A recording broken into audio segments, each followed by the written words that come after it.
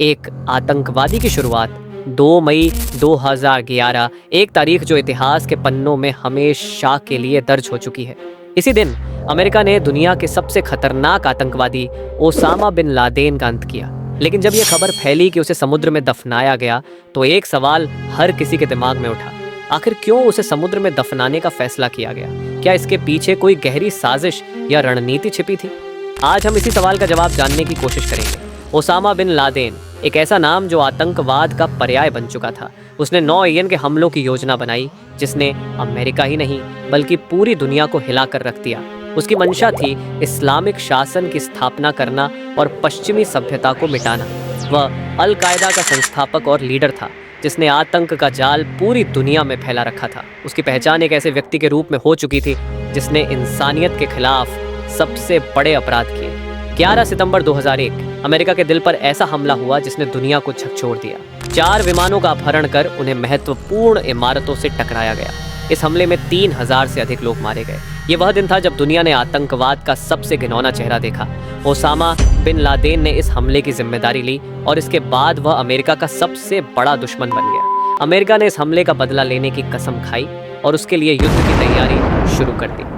एक दशक की खोज 9/11 के हमले के बाद अमेरिका ने लादेन को पकड़ने के लिए हर संभव प्रयास किया।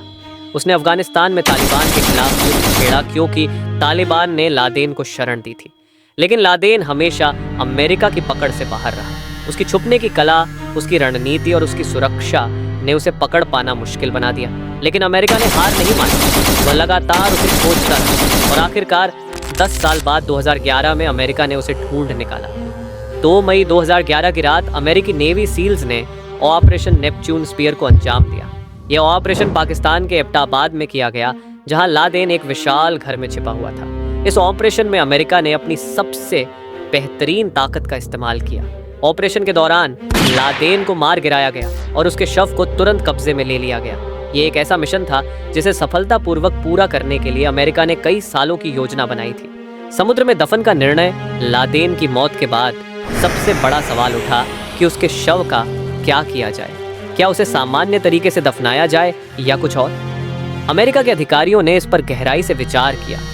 अगर लादेन को जमीन पर कहीं दफनाया जाता तो उसका मकबरा आतंकवादियों के लिए एक पवित्र स्थल बन सकता था। इससे आतंकवादी उसके नाम पर और भी बड़े हमले कर सकते थे। इसके अलावा अगर उसे किसी देश में दफनाया जाता तो उस देश के खिलाफ राजनीतिक विवाद भी खड़ा हो सकता था। अमेरिका किसी भी स्थिति में इस तरह के विवादों से बचना चाहता था। इन सभी समस्याओं को ध्यान में रखते हुए अमेरिका ने निर्णय लिया कि लादेन को समुद्र में दफनाया जाएगा। लेकिन यह निर्णय अचानक नहीं लिया गया। इसके पीछे गहरी रणनीति और धार्मिक विचार भी शामिल थे।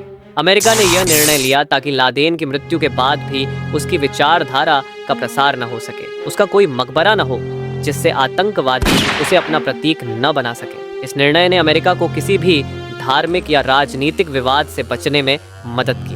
अंतिम संस्कार की प्रक्रिया इस्लामिक धर्म के अनुसार मृत शरीर को जल्द से जल्द दफनाया जाना चाहिए।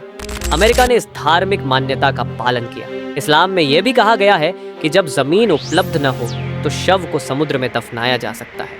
अमेरिका ने इसी बात को ध्यान में रखते हुए लादेन को समुद्र में दफनाने का निर्णय लिया। इससे किसी भी तरह के धार्मिक विवाद से बचा जा सकता था।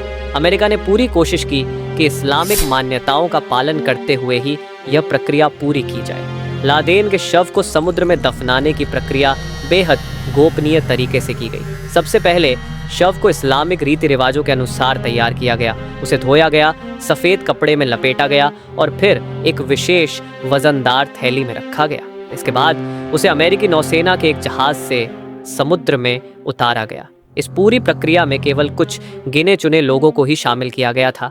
यह सब कुछ बेहद शांतिपूर्वक और सम्मानपूर्वक किया गया ताकि किसी भी तरह की संवेदनशीलता को ठेस न पहुंचे। समुद्र की गहराइयों में कहीं लादेन का शव हमेशा के लिए खो गया। उसकी पहचान मिटा दी गई, उसकी यादें धुंधली पड़ गईं और उसका नाम इतिहास के काले पन्नों में दर्ज हो गया। लेकिन इस कहानी से हमें यह याद रखना चाहिए कि आतंकवाद के खिलाफ लड़ाई में कभी भी पीछे नहीं हटना चाहिए। लादेन का अंत यह साबित करता है कि बुराई का अंत अवश्य होता है और अच्छाई की जीत निश्चित है। यही है लादेन की कहानी का असली संदेश। आतंकवाद की कोई जगह नहीं है और हर आतंकवादी का अंत निश्चित है। जब भी दुनिया के किसी कोने में आतंक का साया मंडराएगा, लादेन की मौत हमें याद दिलाएगी कि बुराई कितनी भी ताकतवर क्यों न हो, उसकी हार निश्चित है। और यही संदेश हम सभी को साथ लेकर चलना है, शांति, एकता और अच्छाई की तरफ।